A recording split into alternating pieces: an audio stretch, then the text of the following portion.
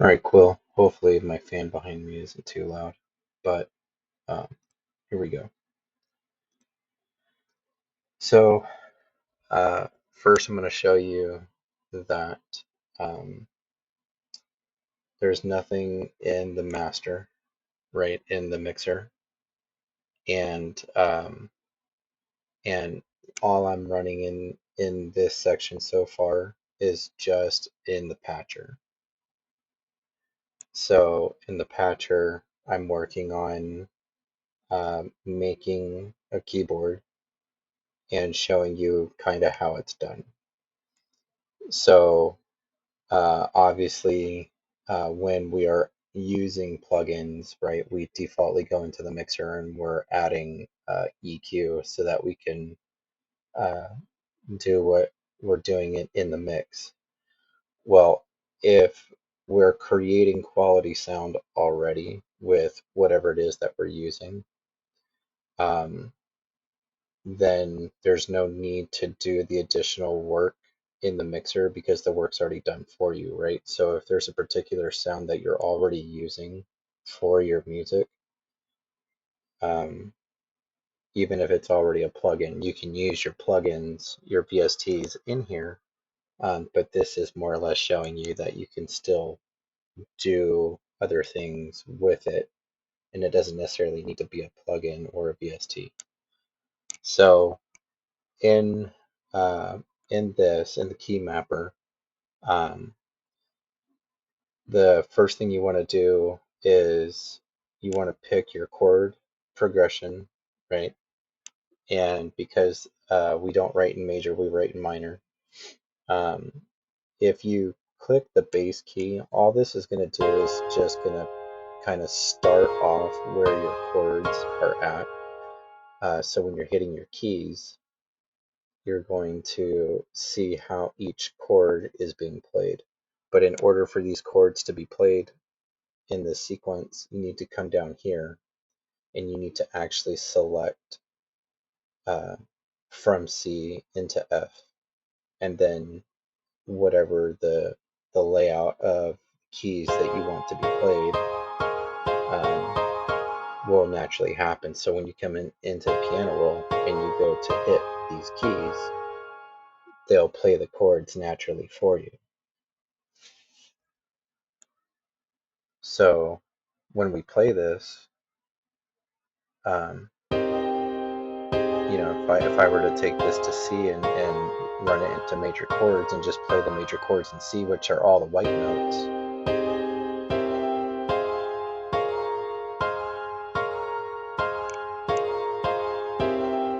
it's playing all the chords, just hitting each key on the keyboard. And you can do this with a mini keyboard. You can do this with uh, your your actual keyboard. So you just need to map it to what it is that you want to do, and you can set the octave range, so on and so forth. So I play minor natural,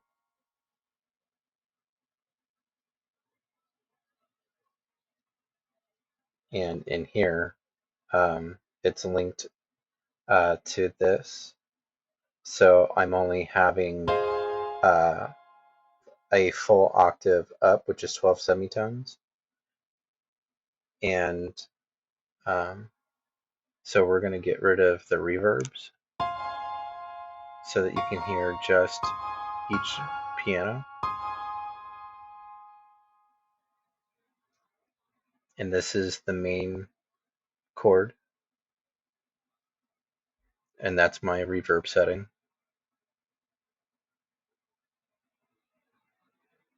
So what I'm going to do is I'm going to deactivate the reverb from the piano so that you can hear just the piano.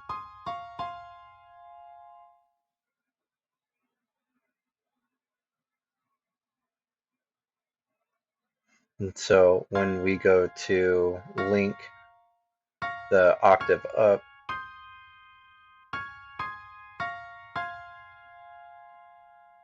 you can hear how it's just hitting the root note of each chord.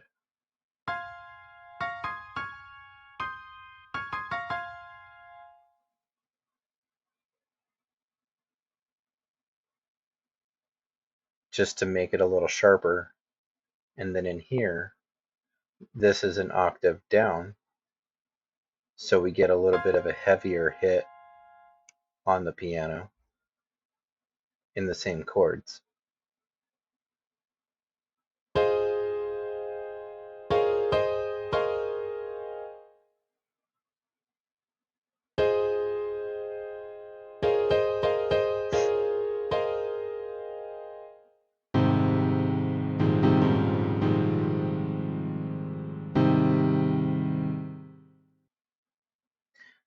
And of course, the whole idea behind this is so that when you sit there and make the decision of, you know, this is the chord progression that I write in, you know, being again like F minor, every time that you go to sit down, you're always going to be playing in F chords that are in minor because you've set it up this way, right?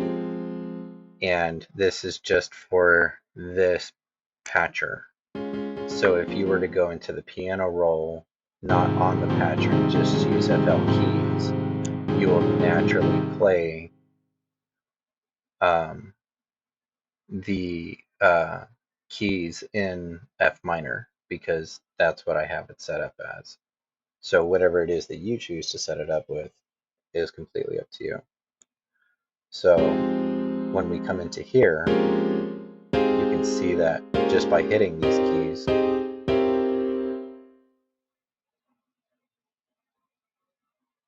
you can hear the chords playing. So I'm going to link this one back up so we can get that one semitone of a key playing, and we're not going to have any of the reverb on, so we have just straight piano. And you can see as I'm hitting the keys on the keyboard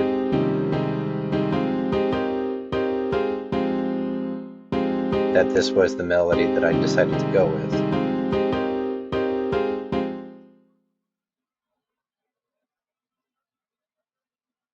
So as the chords are being hit, this is what we're doing. So now we're going to take this, we're going to go into FL keys, right, into its own new pattern, and we're going to turn this off.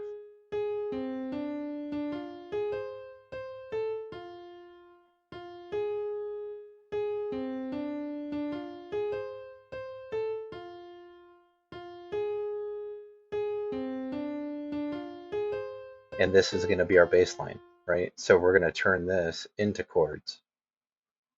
So because that we're in F minor, we're going to go up 2 semitones and then we're going to go up 3. So now we've got our chords.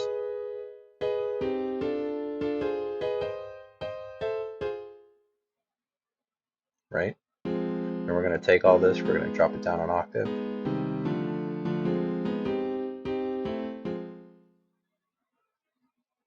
And then we're going to re-highlight the notes so we can get our bass notes again.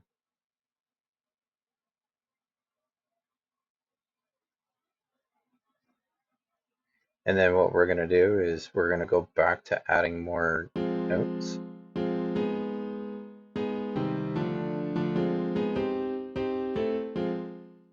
We're going to increase the scale to what's called, this is called a 7th. So we're going to go up 2 semitones, and then this one is called a 9th scale.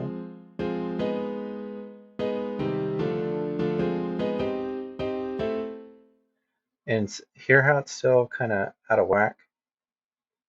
So we're going to bring this down. It's too low. Bring it up to C. Doesn't sound right. D's not even the right key. We'll put it in G. Still a little too low. And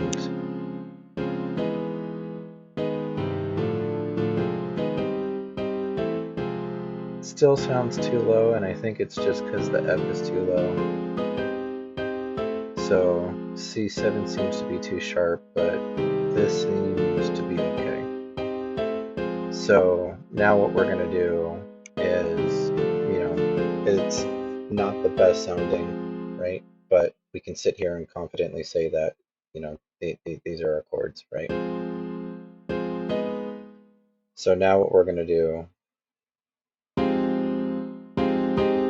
is listen in comparison.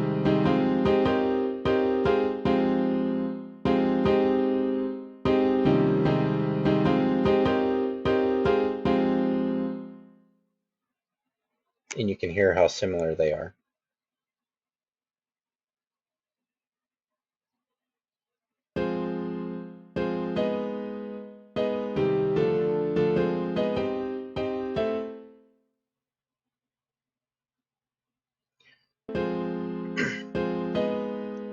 The transposer is really nice because here you select the key and the chords that you're writing in, and then in here you can write the range of what you're writing, and what it'll do is it'll take the notes and rearrange them for you and keep you in your chord progression.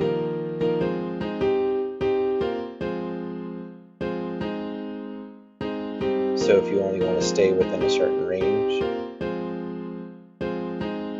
this is how you do that.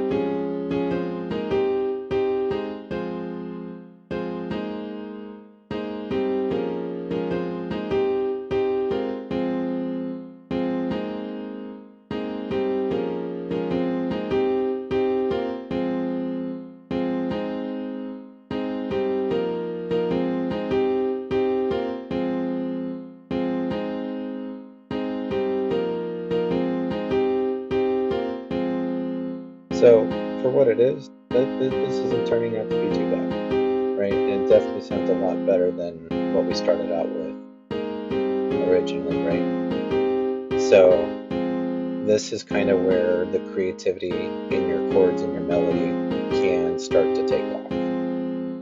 So just to reiterate, this is the part where it's important to understand what tools you have available when you're making music, because there could be a lot of missed opportunities if you're not taking advantage of what you have available to you.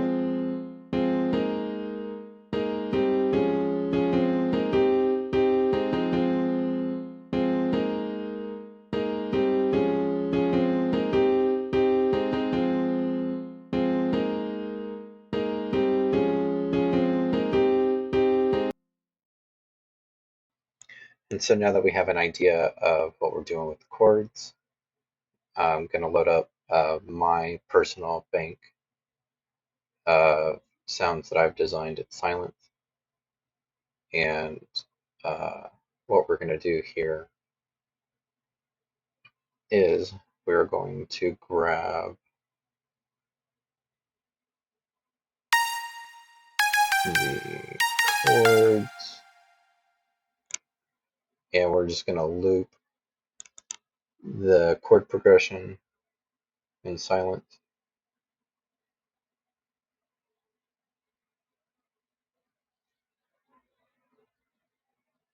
And yep.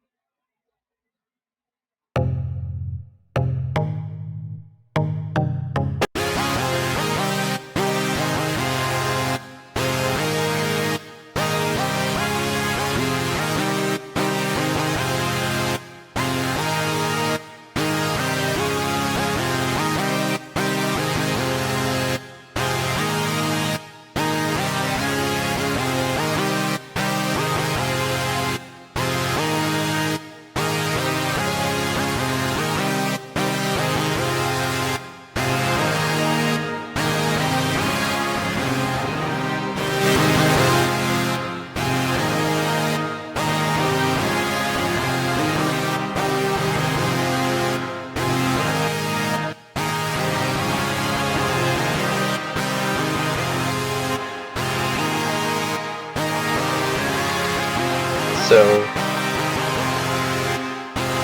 automating your reverb on things like your chords is super critical. This is a lot better than using a limiter and ducking your sound, and this is the best way to duck your reverb. Um, Most people will tell you to use a bus and just dedicate that one channel to your reverb, but because for the sake of this argument, we're not doing that. And what we're going to be doing in here is showing you what to do, how to do, and understanding where everything is at. So we want to set up the channel to 2 because that's where our silence is at. We're not going to touch anything in mode. We're going to leave it as default. We're not touching Omni. We're going to leave it as auto detect. And then everything else is being left normal. So what we're going to do is go into mapping formula. And then under input, you're going to go into invert. And what this is going to do is it's going to allow the start um, of the reverb to happen, and then it's going to drop at the end. So you can see the wet knob, how it's bouncing, right? So when um, when there is no reverb, it's going to the top, right? And then using the bass, what's happening is we're allowing so much, but when we adjust the decay, you can see where the start of the reverb is happening to how much of the reverb we're allowing to come through for the sound. So when the sound itself for the reverb is coming in, see how it's going orange? It's because there's too much volume happening in the reverb. So what we need to do is we need to change the bass showing how much of the wetness is coming through. And this is just a matter of tweaking between the bass and the decay, so that once we find that sweet spot, then we go into the volume and we actually adjust the volume itself so that we can get the right sound. So now when you look at the wet knob, you can see that we're just hitting that kind of mid-range of reverb to say that there's enough in it, but not enough to overpower it. And the reason that in the reverb on the selection from mid to side is I want the reverb to sound like it's coming from the side of your ears versus making it sound like it's coming from dead center, right? Because I want the width of the sound to be wider, and we want the energy of the chorus to be more full, right? So when we go into using a limiter,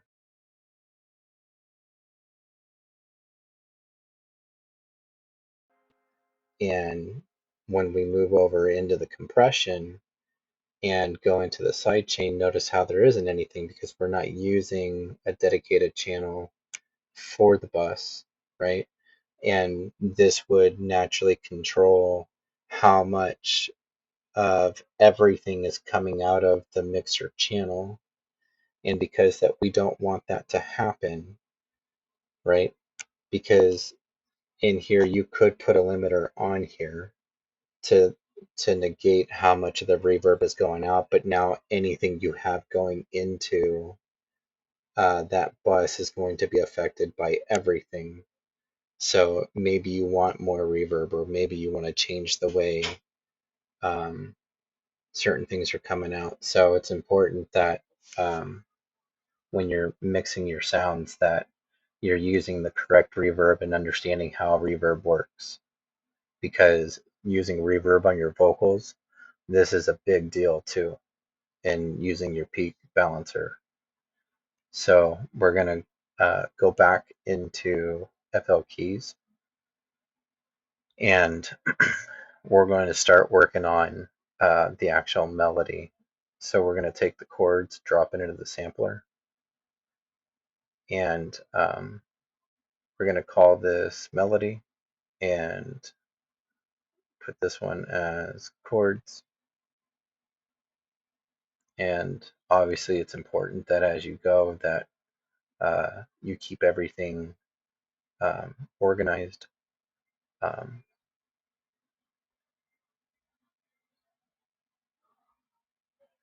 and because I'm OCD, everything's going to be color coordinated.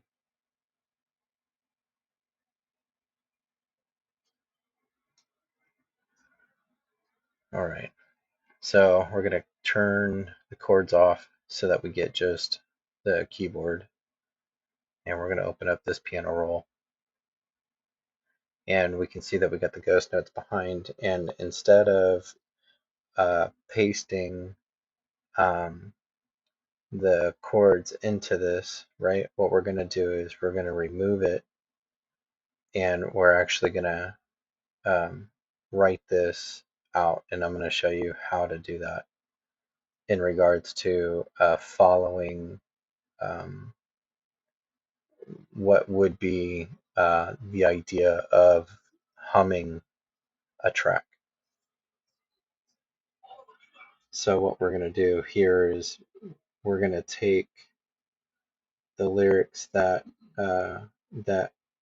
we worked on yesterday, and so we're going to start making tabs.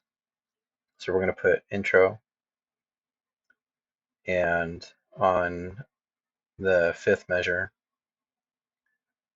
uh, we're going to end up adding other elements into it, right? Because we want to continue the energy, we want to continue the vibe of the song. And then this is probably about where the first intro is going to come in, right? Or your first drop, however you want to verb it. So at about the 12th measure is your pre-verse, which is where the end of your build-ups would be, and then about the 22nd mark is your first verse, right?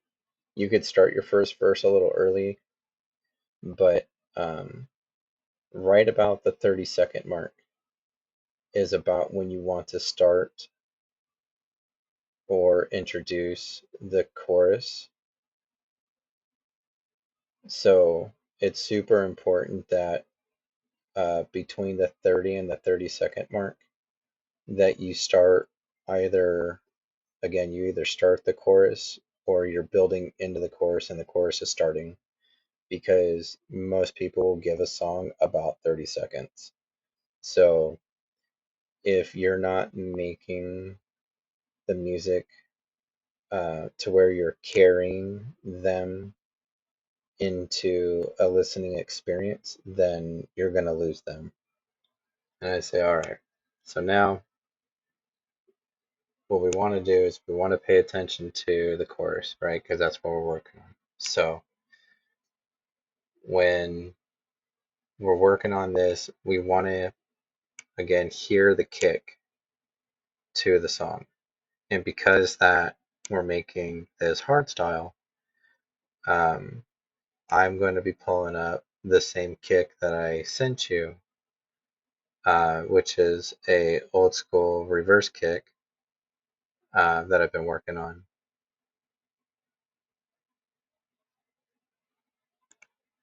And this one's got a little bit more of a punch. And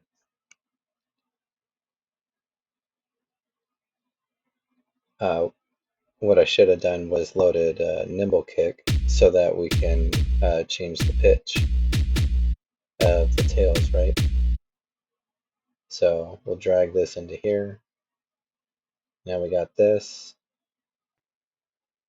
So we have C5 set as the root note to be played on the keyboard. And when you go to move your keys for writing in the piano roll, if you don't set this back to what your default was, you're not going to be able to get the sound out of playing your samples normally. So if you just hit the reset,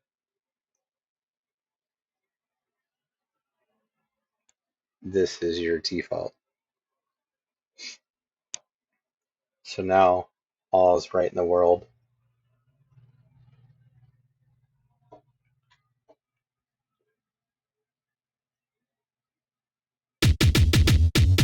And we're good to go, right? Now we're going to take this kick and we're going to put this kick in. So instead of click dragging the kick into the arrangement, what we're going to do is we're going to take this right into the piano roll.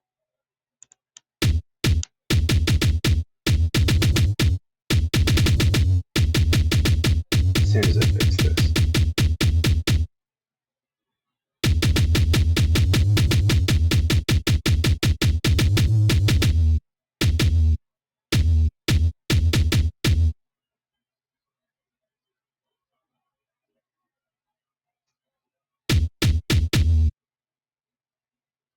Still not quite convinced.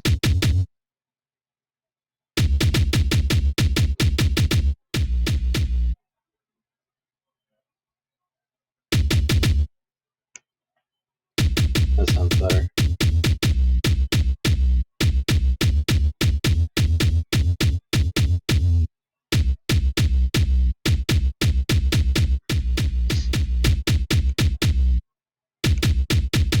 All right.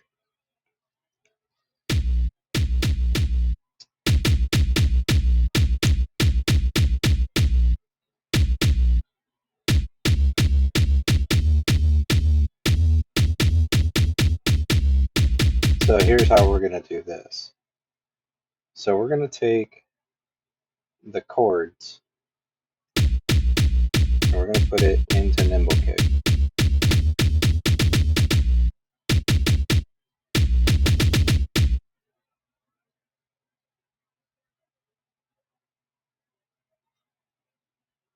Now, most people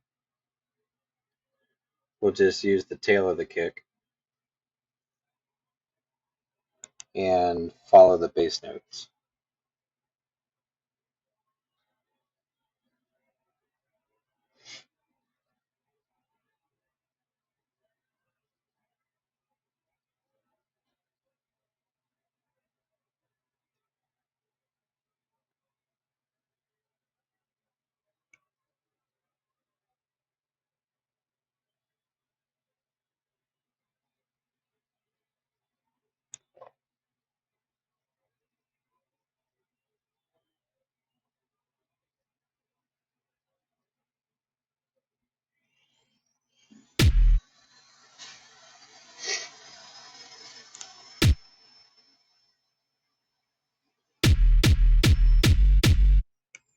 And you can hear already how it doesn't quite sound right.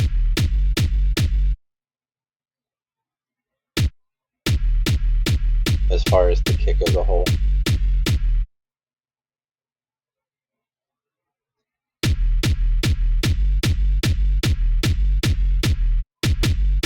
So we're going to back everything up.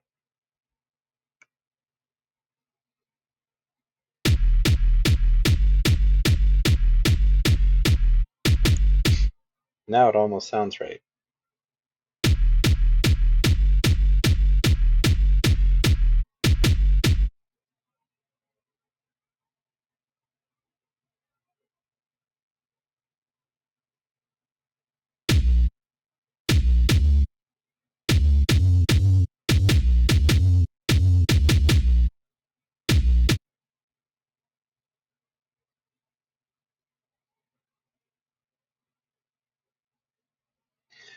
Now, while this is working, what you could do is you could record this into Edison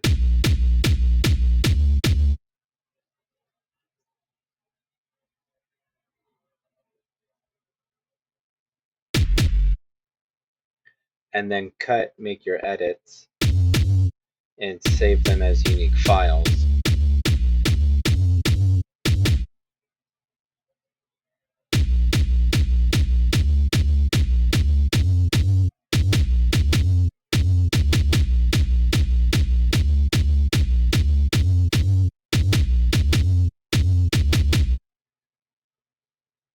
Or you can just do this whole thing and make it a stem. It's way easier.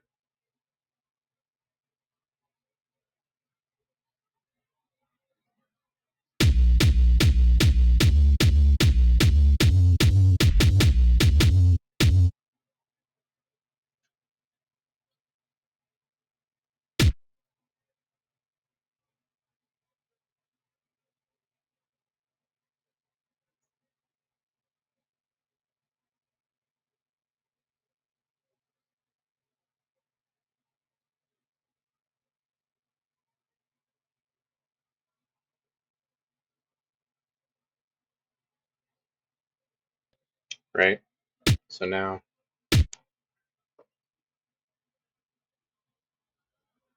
we're going to add this in, and then all we're going to do is just make some volume adjustments in the mixer.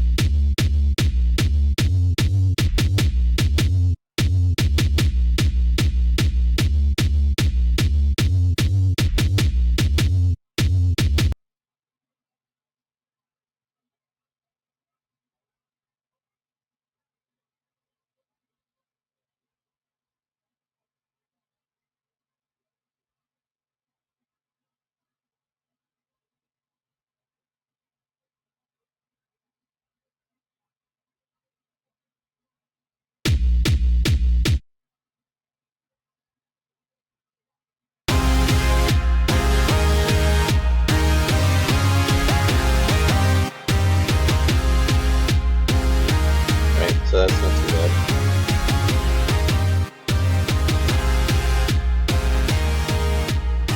And then using this, you can see what is using the most of your processor. And if you need to kill something that is taking up thread count, you can compress it and turn it into a stem, and it'll minimize how much CPU is being used off of VSTs, FYI. If you want to know how to do that, I can show you and teach you. But so when we're listening to this and looking at the chorus, however you read the chorus, it doesn't quite match the song that's being played right now.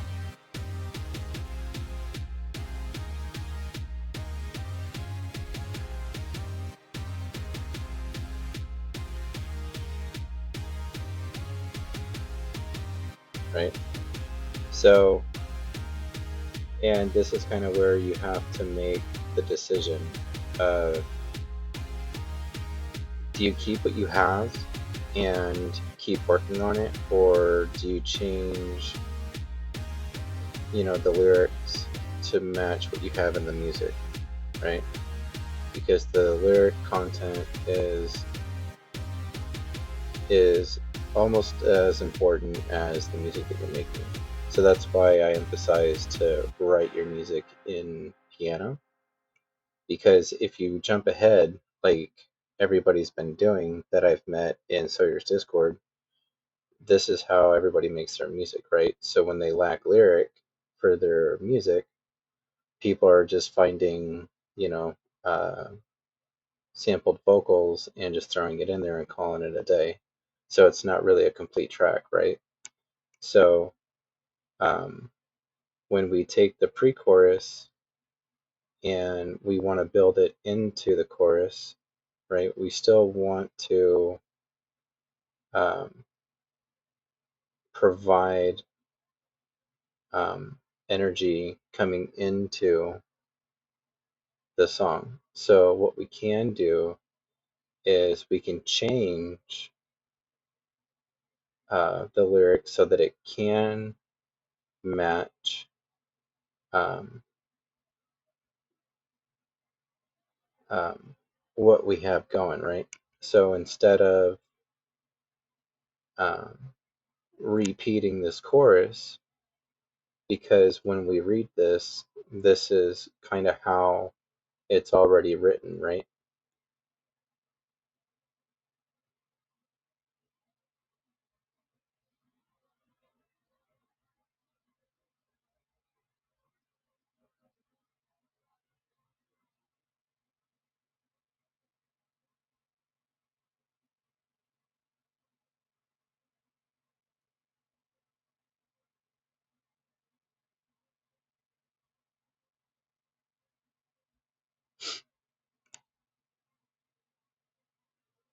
And this is just how easy it is to make these edits and make these changes so that you simplify the complications to continue to tell a story.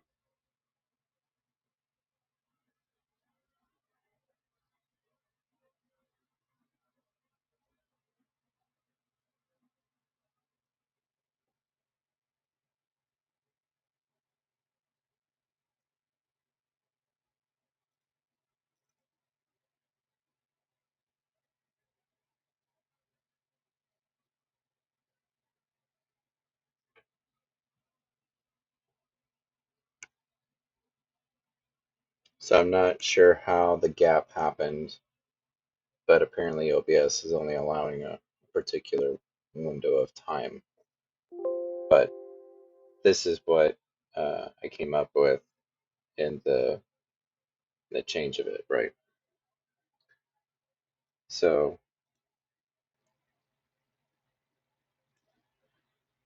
we need a fifth line so that it stays consistent with the tempo to the song. And we don't necessarily need a fifth line because we could use the sixth line. So in here, obviously, I'm making like my notes kind of like out loud to both myself and to you, right? How do we do this? And this is kind of like the structure that goes on in my head, right? So if we took the lyrics that we wrote for you and we completed a song and we were like, yeah, we're getting a lot of hits on this, right? And people are really vibing to this. How do we take the lyrics that we have written and make another song that is identical to it? So chorus number 2 is identical to chorus number 1, right? We just kind of changed the words up a bit, right? So because that we write in 4-bar measures,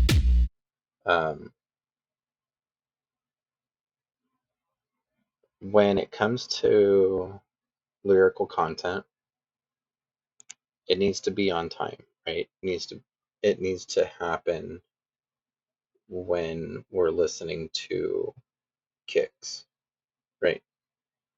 Because other elements will happen with the melody. Your drum has to match your melody. So in order for you to write a melody, your drums have to be done first before you can write the melody. Otherwise, it's never going to work. So, um, so with that being said, um, if you can't follow the idea of the lyric when you're writing your drum, right, then the melody will never make sense. So when you go in front of a vocalist and you're like, hey, I want it to sound like this, you've already done all the homework about the song, and you just need them to be able to hit in a pitch variation or a particular octave because we need to emphasize this word or this note needs to be sustained because of this vowel or you want to share emotion in this particular word, right? Like let's take a chance, right? Um, if if you say just take my hand, right? Let's learn to take the chance.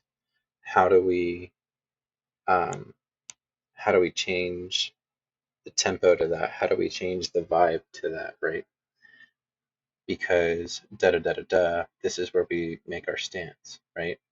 And if the idea of hitting that word stance happens, right, we want that word to come alive. We want that to be the focal point. So follow my lead. Let's dance to this beat. Just take my hand. Let's take the chance. Da da da da da. This is where we make our stance. And then boom, boom, boom, boom. And um and now you've got a whole other song, right?